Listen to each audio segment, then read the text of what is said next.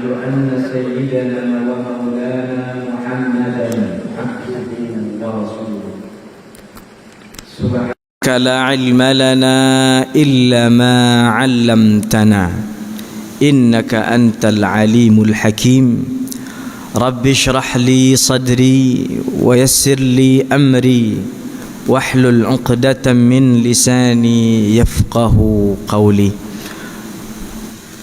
Sama-sama kita muliakan para alim ulama, cerdik pandai, tokoh masyarakat, para tuan-tuan guru, para asatiz yang dari mereka kita berharap keberkahan dengan ilmu-ilmu yang mereka sampaikan.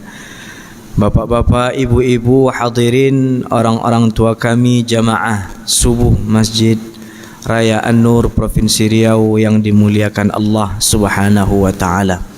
Alhamdulillah, kita bersyukur kepada Allah sampai pada subuh ini tidak hanya kita yang tadi malam menutup mata untuk tidur, tapi ada miliaran hamba Allah yang juga tidur seperti kita tidur tadi malam. Tapi tidak semua mereka yang bangun-bangunnya masih di atas dunia ini. Ada di antara mereka yang bangun tiba-tiba sudah berada di alam barzakh, di alam kubur.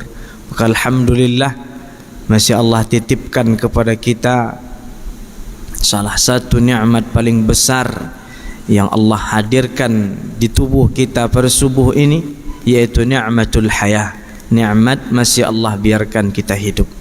Tidak hanya nikmatul hayah, hidup ini kalau hanya sekedar hidup, maka banyak juga makhluk Allah sama hidup seperti kita, sama bernafas seperti kita, sama makan seperti kita, tapi mereka tak bernilai di mata Allah Subhanahu wa taala. Kaum Nuh hidup ratusan bahkan ribuan tahun, tapi tidak bernilai apa-apa di mata Allah, karena hidupnya sepanjang mereka bernafas tidak disandingkan dengan iman kepada Allah Subhanahu wa taala. Maka di samping nikmatul hayah, Allah pun masih titipkan kepada relung hati kita nikmatul iman. Dengan iman ini terpanggil hati kita untuk datang ke Masjid Raya An-Nur ketika dipanggil oleh muazzin mengumandangkan azan subuh. Semoga nikmat-nikmat besar ini senantiasa Allah kekalkan dalam hidup kita dalam bertaat, mati kelak kita mati dalam beriman kepada Allah Subhanahu wa taala. Amin. Salawat dan salam kepada Rasulullah Muhammad sallallahu alaihi wasallam. Allahumma salli ala sayyidina Muhammad wa ala ali sayyidina Muhammad. Bapak Ibu hadirin jamaah yang dimuliakan Allah Subhanahu wa taala, dalam satu hadis Nabi sallallahu alaihi wasallam menyampaikan, inna awwala ma yuhasabu bihi al-'abdu yawmal qiyamah as-salah. Sesungguhnya Nabi gunakan kalimat inna. Kalau kata para ulama al-lughah, kalimat inna ini littakkid, untuk menguatkan. Artinya apa? Nabi ingin menegaskan setegas-tegasnya, awwala ma yuhasabu bihi al-'abdu yawmal qiyamah as-salah, bahwa dari sekian banyak amal kebaikan yang kita diperintahkan untuk menunaikannya, mengerjakannya, tapi yang paling pertama ditanyakan Allah Subhanahu wa taala di hari kita akan diadili Allah di pengadilannya, as-salatu adalah as-salah. Kalau andai salatnya ini baik, maka dari standar salat ini Allah menghukum baik seluruh amal ibadah kita. Kalau andai salat ini rusak, maka dari standar rusaknya salat ini, salat kita, ibadah kita pun ikut rusak. Tapi ternyata tidak semua hamba Allah yang diberi hidayah oleh Allah untuk mau mengerjakan ibadah salat, selesai dia mengerjakan ibadah salat, fardukah itu, sunnahkah itu, selesai dia dari mengerjakannya, mendapatkan ganjaran pahala diterima Allah Subhanahu wa taala. Karena dalam hadis lain dalam Sunan At-Tirmizi, Nabi menyampaikan, innar rajula, sesungguhnya ada seorang hamba Allah, laki-laki atau perempuan, la yansarifu, selesai dia mengerjakan ibadah salatnya, selesai dia dari mengerjakan yang fardunya, yang sunnahnya, wala yuktabu lahu illa ushruha, tapi ternyata dari salat yang dia kerjakan itu la yuktabu lahu, tidak diganjar Allah, tidak dibalas Allah, illa ushruha. Kalau kita ibaratkan ganjaran pahala salat itu 100%, maka yang dibalas Allah hanya ushruha, 1/10 dari 100% ini. Au tus'uha, atau hanya 1/9-nya. Au sumunuha, atau 1/8-nya. Au subu'uha, atau hanya 1/7-nya. Au sudusuha, hanya 1/6-nya. Au khumusuha, atau hanya 1/5-nya. Au rubu'uha, kata Nabi, atau hanya 1/4-nya. Au sulusuha, hanya 1/3-nya. Au nusfuha, atau hanya setengah dari 100% ibadah ganjaran yang dibalaskan Allah kepada kita yang mengerjakan ibadah salat. Hadis ini dijelaskan oleh seorang as-sahabiyul jalil, sahabat mulia Abdullah ibni Abbas. Apa kata beliau? Inna salataka lam yuktab illa ma aqalta minha. Sesungguhnya setiap salat yang kalian lakukan, setiap ibadah salat baik fardu atau sunnah yang kalian kerjakan, lam yuktabu laka, tidak dibalas Allah, kata beliau, illa ma aqalta minha, kecuali kalau andai salat itu aqalta minha. Aqalta diambil dari 3 huruf dalam bahasa Arab, ain, qaf, lam. Aqala. Apa makna aqala ini, Pak? Pengikat. Makanya kita kalau pulang dari Makkah, umrah, haji misalnya, membawa oleh-oleh namanya, kita menyebutnya egel, yang diikat di kepala itu bulat. Karena orang Saudi kalau mengucapkan qaf itu gha, maka dia menyebut aqal itu aqal. Makna aqalta minha apa? Kecuali yang engkau ikat salatmu itu. Yang pertama dengan apa? Dengan al-asya' al-zahirah, perkara-perkara zahir, yang dengan perkara-perkara zahir ini sempurnalah salatmu.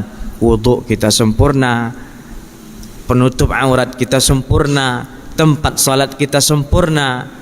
Apakah cukup al-asya' al-zahirah ini? Disyarah lagi oleh para ulama seperti mana pentingnya hal-hal zahir ini ada di dalam salat kita.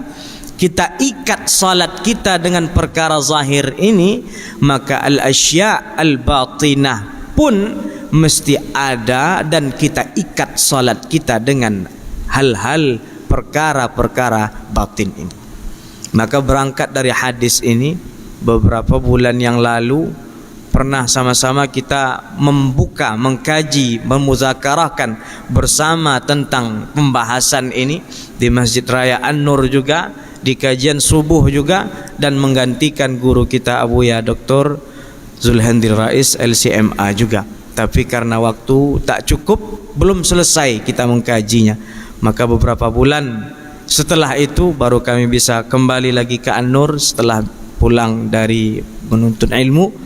Maka sama-sama kita sempurnakan kajian itu. Yang rasa-rasanya tak masih ingat, tak masih tidak. Maka kita review kembali sedikit mengenai al-asya' al-batinah.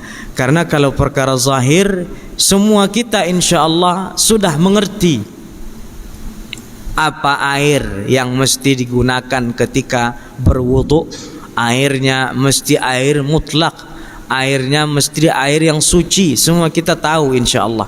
Batasan muka yang mesti dicuci kita semua sudah tahu. Batasan tangan sampai mana yang mesti dibasuh tahu. Aurat laki-laki perempuan mana yang mesti ditutup tahu. Tapi Al-Imam Abu Hamid Al-Ghazali di dalam Ihya Ulumuddinnya, ketika beliau mengarang kitab Asraris Salah, kitab menjelaskan tentang rahasia-rahasia salat, setelah beliau menjelaskan al-asya' az-zahirah ini, perkara-perkara zahir yang mesti ada di dalam salat ini, beliau jelaskan. Bagian selanjutnya beliau menjelaskan al-a'mal al-batinah, perkara-perkara batin yang mesti ada di dalam ibadah salat kita, sehingga salat yang kita kerjakan tidak hanya sebatas kita membayarkan hutang kepada Allah Subhanahu wa taala, tapi salat yang kita kerjakan benar-benar diterima Allah Subhanahu wa taala dan memberikan efek nyata di dalam kehidupan kita. Maka sedikit kita mengulang bahwa kata Imam Al-Ghazali, al-asya' al-batinah yang mesti ada di dalam ibadah salat itu, paling tidak yang pertama mesti ada namanya al-khusyu'. Sudah kita bahas beberapa bulan lalu. Kita menyangka khusyuk ini adalah satu-satunya yang mesti ada di dalam salat.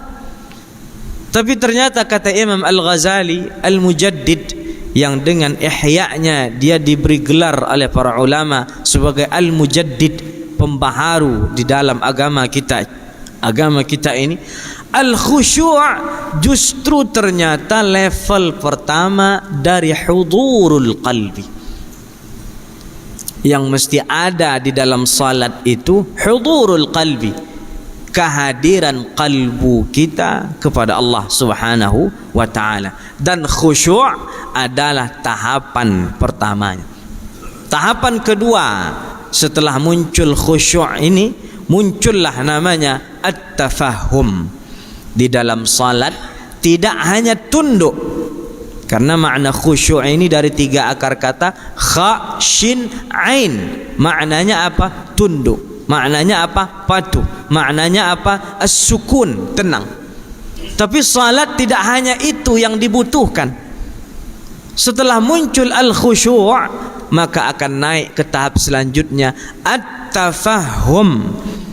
Apa maknanya? Dalam salatnya, ketika dia membaca apapun yang dia baca di dalam salat, gerakan apapun yang dia lakukan, yang dia gerakkan badannya di dalam rukun-rukun salat, muncul nilai at-tafahum, nilai paham, mengerti apa yang sedang dia baca, apa yang sedang dia lakukan. Setelah muncul at-tafahum ini, naik ke tahap selanjutnya namanya at-ta'zim. Tunduk sudah, patuh sudah, tenang dalam salat sudah, paham sudah. Muncul nilai ketiga dari hudurul qalbi, kehadiran hati yang mesti ada di dalam salat, at-ta'zim, rasa mengagungkan, memuliakan Allah Subhanahu wa taala, zat yang sedang dia sembah. Karena tidak semua orang yang dia baca Al-Fatihah paham, mengerti dari apa yang dia baca dalam setiap Al-Fatihah, menghadirkan rasa mengagungkan yang menurunkan Al-Fatihah. Maka yang diinginkan oleh Imam Al-Ghazali, yang dimaksudkan oleh Imam Al-Ghazali, bahwa setiap gerakan yang dia lakukan, setiap ucapan yang dia baca di dalam ar-ruknu, di dalam setiap ibadah salatnya, menghadirkan nilai at-ta'zim, mengagungkan Allah Subhanahu wa ta'ala. Karena dengan nilai ta'zim inilah menghadirkan nilai selanjutnya yang disebut Imam Al-Ghazali sebagai al-haibah, rasa takut, rasa ta'zim, rasa memuliakan Allah, rasa tidak ada apa-apa di hadapan Allah, melahirkan rasa al-haibah, rasa takut kepada Allah Subhanahu wa ta'ala. Karena muncul rasa takut ini di dalam salat, maka menghadirkan nilai yang selanjutnya, ar-raja, berharap kepada ampunan Allah, berharap kepada maghfirah dan rahmat Allah, yang di ujung daripada hudurul qalbi ini menghadirkan nilai al-haya, nilai rasa malu, bahwa tak mungkin saya bisa dengan kekuatan saya mengerjakan ibadah salat ini kalau bukan karena izin Engkau wahai Allah Subhanahu wa ta'ala. Maka perkara paling utama yang dengan perkara ini kita ikat salat kita, seperti yang disampaikan oleh Abdullah ibn Abbas radhiyallahu anhu tadi, illa ma aqalta minha, kecuali salat yang hanya engkau ikat salat itu dengan perkara zahir dan perkara batin, yang perkara batinnya ini adalah hudurul qalbi, kehadiran hati yang mesti ada di dalam ibadah salat kita. Tapi hadirnya hati ini, Bapak Ibu hadirin yang dimuliakan Allah, tidak serta-merta akan muncul datang kepada diri kita ketika kita angkat takbir. Hudurul qalbi, melatih agar hati ini hadir di dalam salat kita, kata Imam Al-Ghazali dijelaskan, itu muncul dari sejak kapan? Dari sejak telinga kita mendengarkan panggilan muazzin. Itu tak muncul dia ketika kita hanya angkat takbir. Muncul ketika pertama kali Allahu Akbar, Allahu Akbar. Apa yang akan muncul? Kata Nabi SAW kepada muazzinnya Bilal ibn Rabah, kata Rasulullah, ketika masuk waktu salat, Nabi perintahkan Bilal azan. Harusnya yang Nabi ucapkan kepada Sayyidina Bilal ibn Rabah radhiyallahu anhu arda, azin ya Bilal. Harusnya Nabi mengucapkan ini, maknanya azanlah, panggillah orang wahai Bilal. Tapi Nabi tak pakai kalimat ini, Pak. Nabi perintahkan Bilal dengan ungkapan arihna ya Bilal, berikan ketenangan kepada kami wahai Bilal. Maknanya apa? Nabi ingin menyampaikan azan, yang dengan azan itu kita dipanggil untuk mengerjakan ibadah salat. Telinga kita mendengar seruan ini, yang muncul pertama kali apakah muncul rasa tenang karena dipanggil Allah, atau muncul rasa gusar, muncul rasa kesal karena sedang mengerjakan suatu pekerjaan, tiba-tiba azan, terhenti pekerjaan, sedang melakukan suatu aktivitas, harus berhenti karena mengerjakan ibadah salat. Pertanyaan bagi kita, datang azan, dipanggil muazzin, samakah hati kita seperti yang Nabi rasakan? Arihna ya Bilal, berikan ketenangan kepada kami wahai Bilal. Maka hudurul qalbi itu datang dimulai dari sejak telinga kita mendengarkan panggilan seruan azan.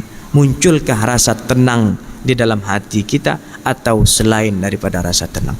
Selesai azan berkumandang, kalau andai belum bersuci, belum berwudu, maka kita pun berangkat ke kamar mandi untuk melakukan wudu. Dari sini pun mulai hudurul qalbi itu dilatih. Apa kata Rasulullah sallallahu alaihi wasallam? Man tawadda'a, siapa yang berwudu, fa ahsanal wudu'a, maka dalam wudunya dia sempurnakan semua rukunnya, baik rukun yang secara zahir ataupun rukun di balik yang zahir.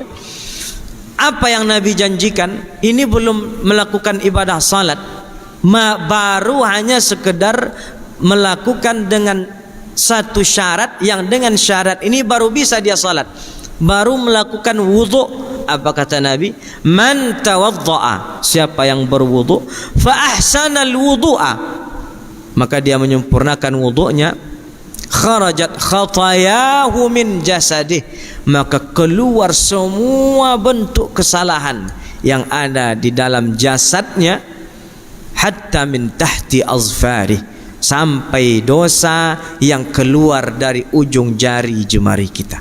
Bapak Ibu hadirin yang dimuliakan Allah, sejatinya setiap anggota tubuh yang kita basuh ketika berwudu, anggota tubuh yang paling sering bermaksiat kepada Allah Subhanahu wa taala.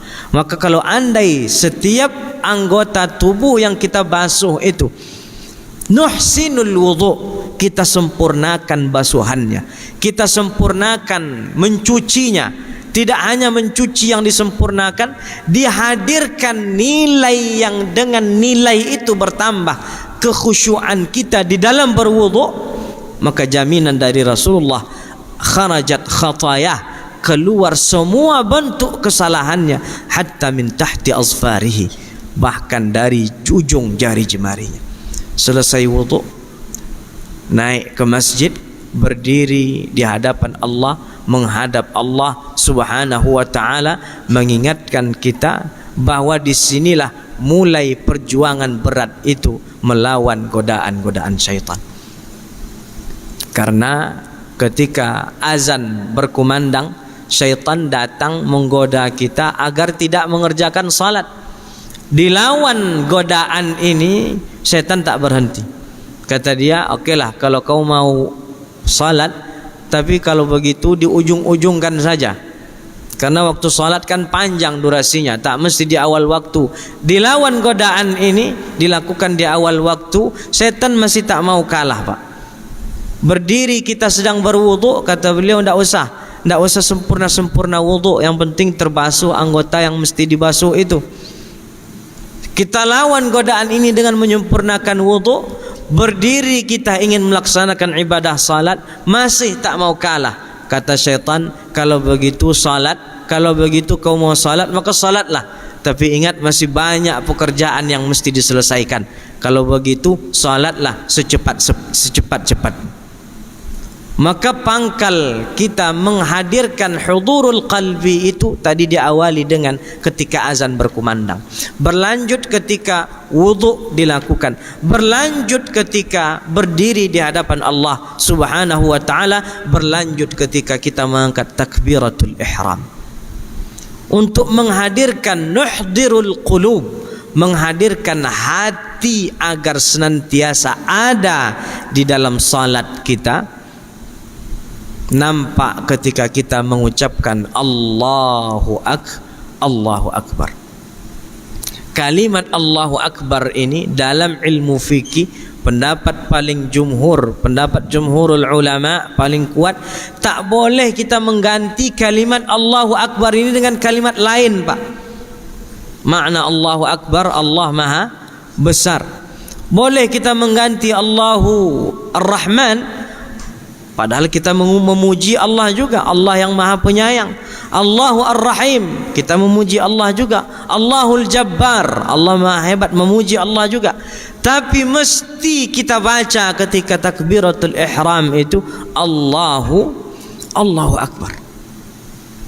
Kata Imam Abu Hamid Al-Ghazali, ingin mengingatkan kita bahwa dalam setiap kalimat takbir yang kita baca, agar hadir hati kalbu itu di dalam salat, maka kalau andai lidah kita mengucapkan Allahu Akbar, Allah Maha Besar, ditanya hati kita, sejalankah hati kita dengan lidah yang mengatakan Allahu Akbar? Kalau lidah menyatakan bahwa tidak ada yang paling hebat, paling besar, paling berkuasa di dalam hidup saya ini melainkan hanya Engkau ya Allah, maka nilai yang diucapkan hati itu, diucapkan lidah itu mesti ada juga di dalam hati kita. Mesti ada juga di dalam relung kalbu kita, meyakini bahwa sebesar apapun yang kita jalani di dalam hidup ini tidak lebih besar dari kuasa Allah Subhanahu wa ta'ala. Di luar masjid mungkin kita ada yang menjadi direktur perusahaan ini, menjadi ketua lembaga ini, menjadi pejabat di kantor dinas ini. Tapi masuk ke dalam masjid, yang kita ucapkan ketika membuka ibadah salat itu adalah kalimah Allahu Akbar, bahwa tidak ada apa-apanya kita di hadapan Allah Subhanahu wa taala. Bahkan kita yang sedang berdiri itu pun akan mengerjakan ibadah salat itu pun tidak akan bisa menyempurnakannya kalau bukan karena Allah Subhanahu wa taala. Selesai takbir, berlanjut usaha kita untuk menghadirkan qalbu ini ke dalam doaul iftitah, yang dengan doa ini kita membuka salat kita.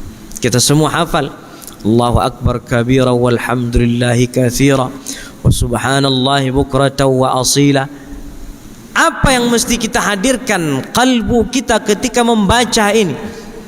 Ketika kita ucapkan inni wajjahtu wajhiya lilladzi fataras samawati wal ard, bahwa yang sedang kita hadapi itu, yang sedang kita berada di hadapannya itu, wajjahtu wajhiya lilladzi fataras samawati wal ard, kita sedang menghadapi satu zat yang dalam genggamannya as-samawati wal ard,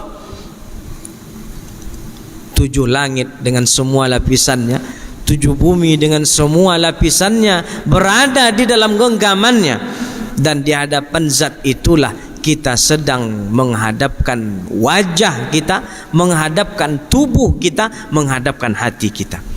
Tapi hasya lillah, Allah tak punya tempat.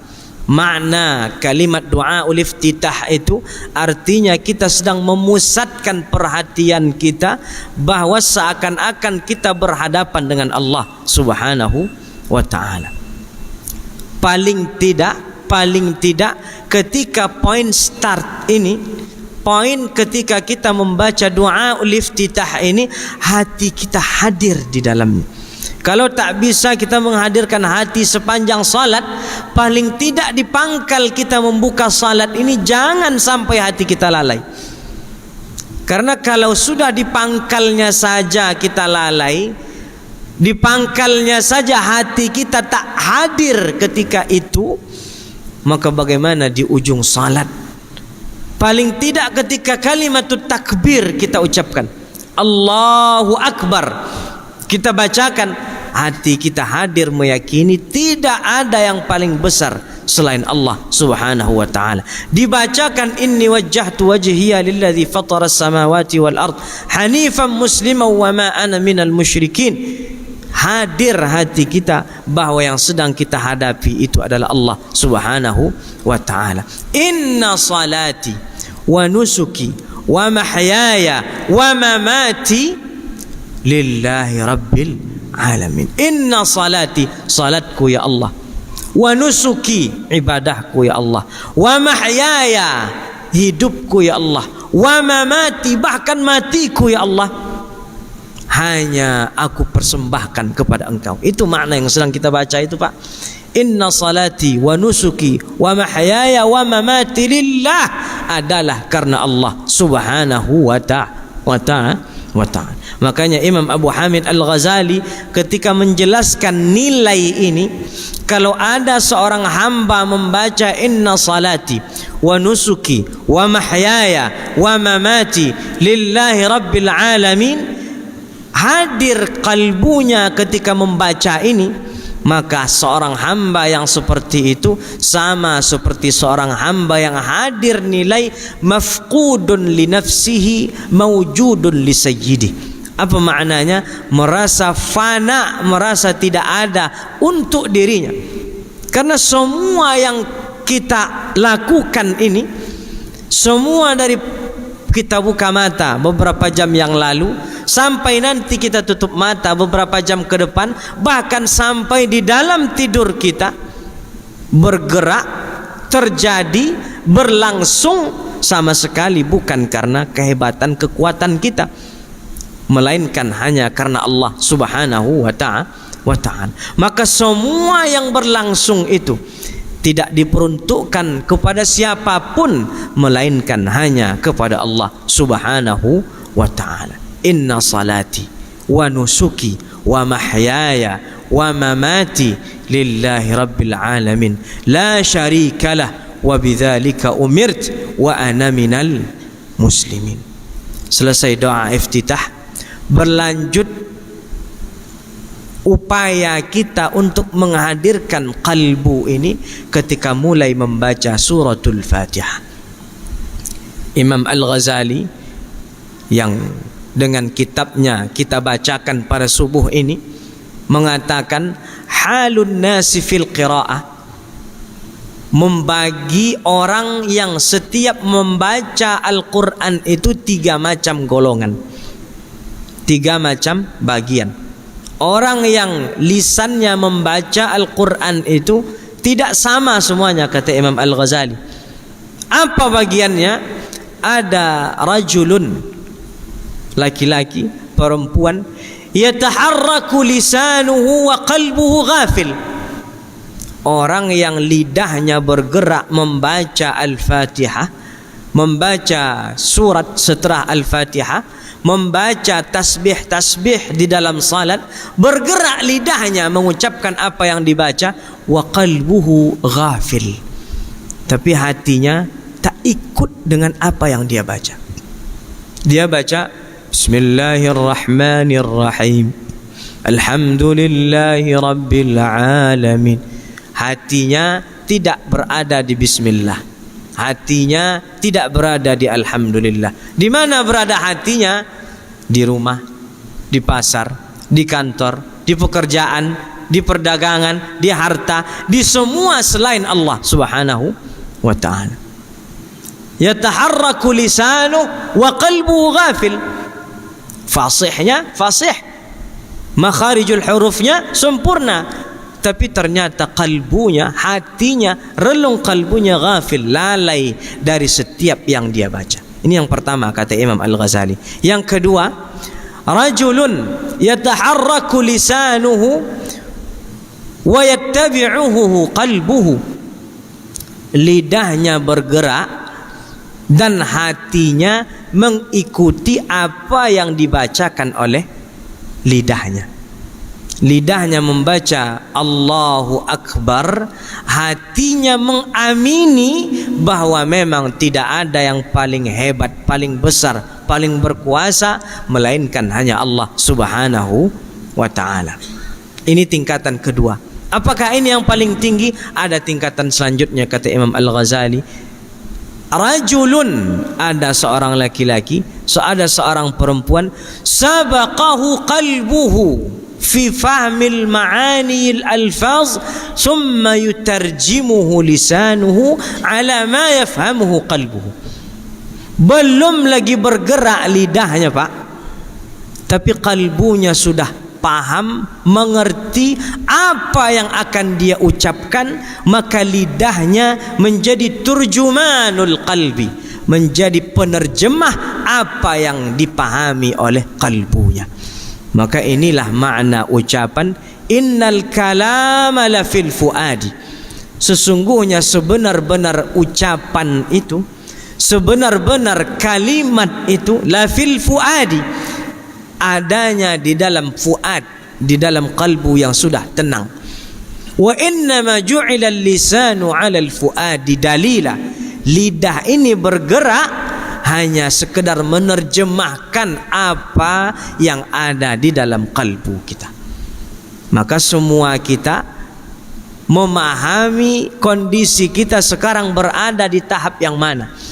Apakah dalam salat kita baru di tahap lidah bergerak, kalbu lalai, atau sudah di tahap lidah bergerak, kalbunya mengamini apa yang digerakkan oleh lidahnya, atau belum lagi bergerak lidahnya tapi kalbunya sudah memahami, meresapi, memaknai apa yang akan dia baca, sehingga lidah hanya sebagai turjumanul qalbi, penerjemah apa yang ada di dalam kalbunya. Maka pertanyaannya, ketika kita membaca suratul Fatihah, apa yang mesti hati kita ini memahaminya? sehingga lidah kita menerjemahkan apa yang ada di dalam hati kita. Dijelaskan secara ringkas oleh Imam Abu Hamid bahwa paling tidak ketika lidah terucap Bismillahirrahmanirrahim, yang dengan ayat pertama ini kita membuka suratul Fatihah, dihadirkan nilai bahwa tidak ada satu pun yang akan terjadi melainkan karena Allah. Karena makna bismillah memulai sesuatu dengan nama Allah Subhanahu wa ta'ala. Bahkan salat yang sedang kita kerjakan itu pun tidak akan berlangsung terjadi terlaksana kalau tidak karena diizinkan Allah Subhanahu wa ta'ala. Kalau hadir nilai ini di dalam bismillah, maka akan hadir nilai yang kedua di dalam ayat kedua suratul Fatihah, alhamdulillahi rabbil alamin. Nilai apa yang mesti dihadirkan kalbu ketika membaca ini? Kalau hati sudah yakin tak ada yang berlaku, terjadi, terlaksana kecuali karena Allah, maka muncul nilai asyukru, syukur kepada Allah karena sudah menggerakkan hati kita, menggerakkan kaki kita, menggerakkan badan kita untuk mau mengerjakan ibadah salat. Terucaplah alhamdulillahi rabbil alamin. Naik ke ayat yang ketiga, Ar-Rahman Ar-Rahim, yang maha pengasih, yang maha penyayang. Nilai apa yang mesti dihadirkan? Al-Imam Muhammad Mutawalli Asy-Sya'rawi punya kitab tafsir. Di antara yang beliau tafsirkan di dalam kalimat Ar-Rahman Ar-Rahim ini, kata beliau, kalimat Ar-Rahman Ar-Rahim ini Allah sandingkan dengan kalimat sebelumnya Rabbil Alamin, karena ayat kedua dari surat Al-Fatihah alhamdulillahi Rabbil Alamin, ayat ketiga dari surat Al-Fatihah Ar-Rahmanir Ar-Rahim, ayat pertama surat Al-Fatihah juga Ar-Rahman Ar-Rahim. Tak mungkin sama antara Ar-Rahman Ar-Rahim di ayat pertama dengan Ar-Rahman Ar-Rahim di ayat yang ketiga. Karena kalau sama, itu Allah melakukan perkara yang sia-sia, mengulang sesuatu yang sudah ada. Sudah dia ucap Ar-Rahman Ar-Rahim, dia ulang lagi di ayat ketiga Ar-Rahman Ar-Rahim. Kalau masih sama maknanya, Allah melakukan perkara yang abath, hasya lillah, mustahil Allah melakukan yang sia-sia. Maka kata Imam Asy-Sya'rawi, makna Ar-Rahman Ar-Rahim di ayat yang ketiga ini, karena maknanya adalah Allah sandingkan Ar-Rahman Ar-Rahim ini dengan kalimat Rabbil Alamin, penguasa, pengatur, pemilik seluruh alam semesta ini.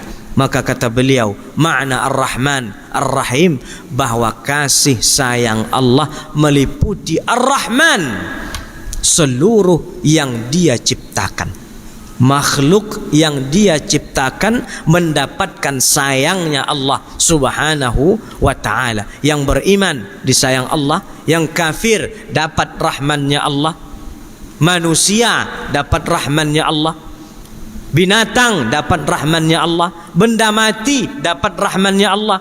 Kalau bukan karena rahmannya Allah, tak mungkin hidup yang tidak beriman kepada Allah sampai detik ini. Tapi karena sayangnya Allah, bahkan yang memungkiri Allah, yang mengingkari Allah pun tetap dapat ar-Rahmannya. Kita pun dapat ar-Rahmannya. Sama-sama. Tapi yang pembedanya di kalimat Ar-Rahim. Kalau Ar-Rahman sayangnya Allah kepada seluruh makhluk yang dia ciptakan, tapi Ar-Rahim hanya didapatkan bagi mereka yang beriman kepada Allah Subhanahu wa ta'ala. Makna Ar-Rahim kata Imam Asy-Sya'rawi, rahimul akhirah, sayangnya Allah yang akan dia berikan di hari yaumul akhirah, hari kiamat kelak. Dan kita ketika membaca Ar-Rahman Ar-Rahim ini, kalbu kita merasakan bentuk sayangnya Allah itu di dunia. Tapi yang kita jadikan patokan, tujuan tidak hanya rahmannya Allah di dunia, tapi berujung kepada rahimnya Allah di akhirat kelak.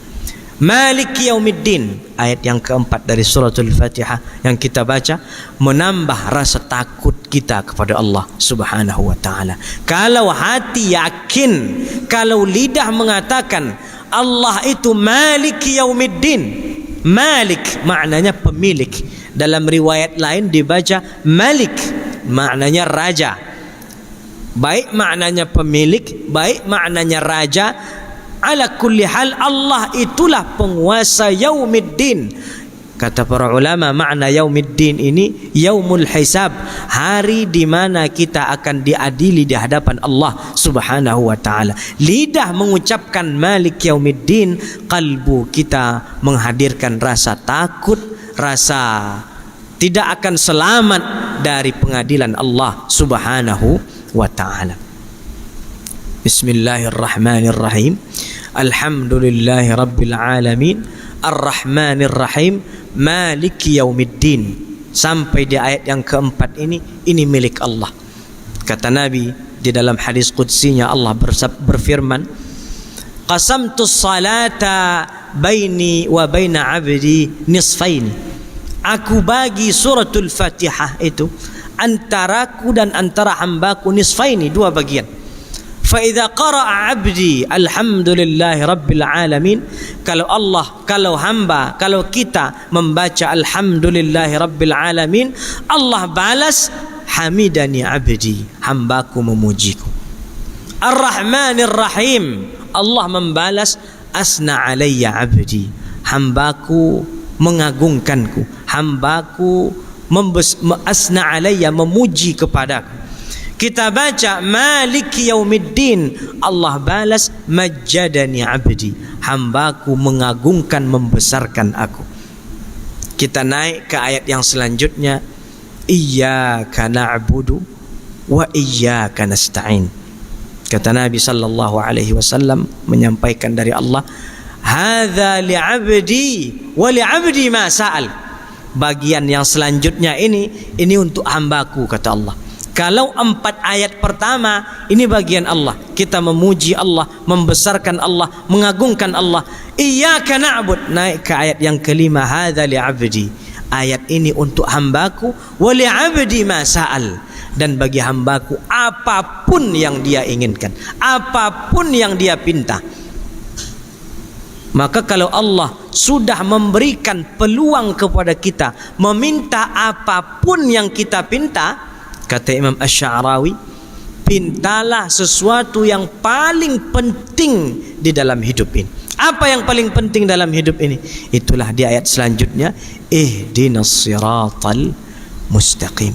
Berikan hidayah kepada kami ya Allah, yang dengan hidayah ini bisa kami jalani as-sirat al-mustaqim, jalan lurus dengan mengikuti syariat Islam ini.